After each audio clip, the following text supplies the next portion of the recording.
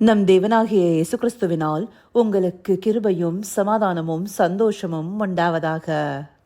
இன்றைக்கு மோசே கட்டின ஒரு பலிபீடத்தை குறித்து பார்க்க போறோம். அதற்குரிய வேத பகுதி யாத்ராகமம் 17வது அதிகாரம் வசனம் 15. Exodus chapter 17 verse 15. மோசே ஒரு பலிபீடத்தை கட்டி அதற்கு யெகோவா நிசி என்று பெயரிட்டு. இந்த வசனத்துல சொல்லப்பட்டபடி மோசே கர்த்தருக்கு ஒரு பலிபீடத்தை கட்டி அதற்கு யெகோவா நிசின்னு பேரிடுறாரு. யெகோவா நிசி என்பதற்கு அர்த்தம் கர்த்தர் என் ஜெயக்கொடியானவர். அந்தபடியாக இந்த பகுதியில கர்த்தர் ஒரு ஜெயத்தை கொடுத்திருக்கிறாரு.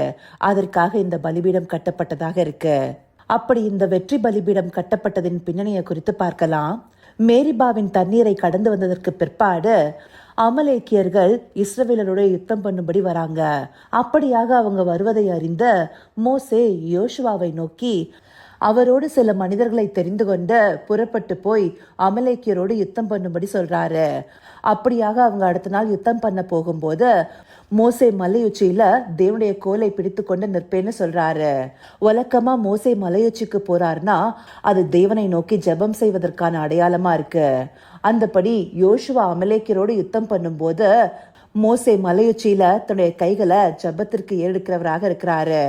அப்படியாக மோசே மலையுச்சிக்கு போகும்போது அவரோடு கூட ஆரோனும் ஊரும் போறாங்க.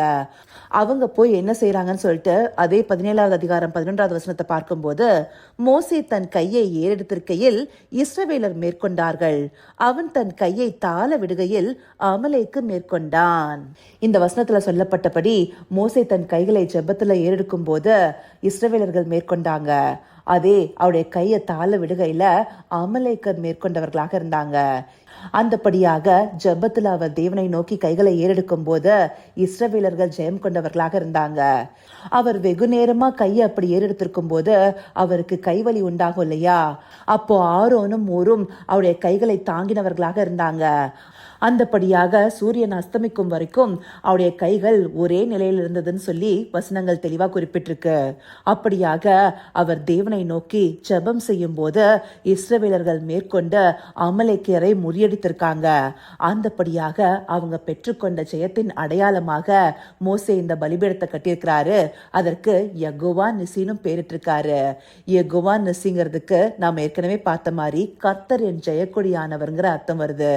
இந்த தேவனை நோக்கி கைகளை ஏறெடுத்து ஜெபம் பண்ணும்போது அவர் தாமே நமக்கு யுத்தத்துல ஜெயம் தருகிறவராக இருக்கிறாரு. யுத்தம் கர்த்தருடையதாக இருக்கு. இதை மையப்படுத்துகிற விதமாகவே அந்த பலிபீடமும் கட்டப்பட்டிருக்கு.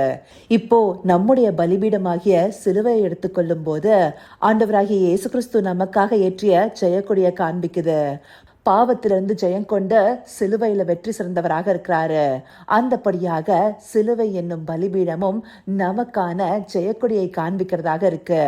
அந்த ஜெயக்கொடி எந்த நாளும் நம்முடைய வாழ்க்கையில காணப்பட நாம என்ன செய்யணும்? நம்முடைய வாழ்க்கையில காணப்படுகிற பலிபீடத்துல நம்முடைய கைகளை தேவனுக்கு நேராக எடுப்பவர்களாக இருக்கணும். மலையுச்சி என்பது மோசேக்கு ஜெப அனுபவத்தை காண்பிக்குது. அந்தபடியாக நம்முடைய ஜெபத்துல தேவனுக்கு நேராக கையை ஏறெடுத்து அவரை நோக்கி பார்க்கும்போது நம்முடைய வாழ்க்கையிலையும் அவர் வெற்றி சிறக்க பண்ணுவாரு. நம்முடைய யுத்தம் கர்த்தருடையதாக இருக்கும். நாம மாம்சத்துல எந்த யுத்தமும் செய்ய வேண்டாம். ஆவியில யுத்தம் பண்ணி வெல்வதற்கு ஆவியானவர் தாமே நமக்கு துணை செய்வாரு. வெள்ளம் போல சத்ரு வந்தாலும் அவனுக்கு விரோதமாக கொடியேற்றுகிற ஆவியானவர் நம்மோடே உண்டு. அவர் தாமே நம்முடைய காரியங்கள் எல்லாம் பார்த்து கொள்பவராக இருப்பாரு. நம்முடைய வாழ்க்கையிலும் அநேக நேரங்கள்ல கலங்கி போய் அநேக மனிதர்களை மேற்கொள்ள முடியாம தவிக்கிறவர்களாக இருக்கிறோம். அப்படியான அமலேக்கிய ஆவி நம்மை மேற்கொள்ள பார்க்கும்போது நம்முடைய கைகள் தேவனுக்கு நேராக ஏறெடுக்கப்படும் போது அவர் நமக்கு யெகோவா நிசியாக இருந்த எல்லாவற்றிலும் ஜெயத்தை தருகிறவராக இருப்பாரு. அப்படி மனிதர்களிடத்துல மாத்திரம் இல்ல, சில நேரங்கள்ல பாவம் நம்மை நெருக்கி வரும்போது ஆண்டவராகிய இயேசு கிறிஸ்துவின் சிலுவை என்னும் பலிபீடத்தை நோக்கி பார்த்தோம்னா அவர் தாமே நம்மை அந்த பாவத்தை மேற்கொள்ள செய்வாரு. ஆவியானவர் மூலமாக நமக்கு ஜெயக்கொடியை ஏற்றுவாரு. இந்தபடியாக அந்த பாவத்திலிருந்து நாம விலகியோடி தப்பித்துக் கொள்ளலாம். தேவன் அதற்கு பலன் தருகிறவராக இருப்பாரு. ஏன்னா சில பாவங்கள்ல நம்மால தனியா வெளியே வர முடியாம அதுல சிக்கிக்கொள்பவர்களாக காணப்படுவோம். அந்த சமயத்துல நம்முடைய கைகளை தேவனுக்கு நேராக எடுப்பவர்களாக இருக்கணும். இங்க எப்படி ஆரோனும் ஊரும் மோசேயினுடைய கைகளை தாங்கி பிடித்தார்களோ, அதே போல ஒரு சில நேரங்கள்ல நாம ஜெபத்துல தொய்வடையும் போது நம்மை ஜெபத்துல தாங்கிறவர்கள் யாராவது வேணும். அந்தபடியாக நல்ல ஆவிக்குரிய ஐக்கியத்தை தெரிந்து கொண்டோம்னா நமக்காக அவங்க ஜெபம் பண்ணுவாங்க. அப்படியாக தேவன் நம்முடைய வாழ்க்கையிலையும் ஜெயக்கொடியை ஏற்றுவாரு. சத்ருவுக்கு விரோதமாக ஆண்டவர் ஏற்கனவே வெற்றி சிறந்துட்டாரு. அந்த ஜெயத்தை நாம பெற்றுக்கொள்ள நம்முடைய கைகள் தேவனுக்கு நேராக ஏறெடுக்கப்படணும். அப்படி நாம ஜெபத்துல கைகளை ஏறெடுக்கும் போது தேவன் எல்லாவற்றிலும் நமக்கு வெற்றியை தருவாருங்கிறத அறிந்து கொள்வதற்காகவே இந்த பகுதிகள் நமக்கு காண்பிக்கப்பட்டிருக்கு. இதை அறிந்து கொண்டு நம்முடைய வெற்றியின் பலிபீடத்தை கட்டும் விதமாக நம்முடைய கைகளை தேவனுக்கு நேராக ஏறெடுப்போமா? கர்த்தாவே, தேவாதி தேவனே, உமக்கே இந்த வேளையில நன்றி செலுத்துகிறோம் ராஜா.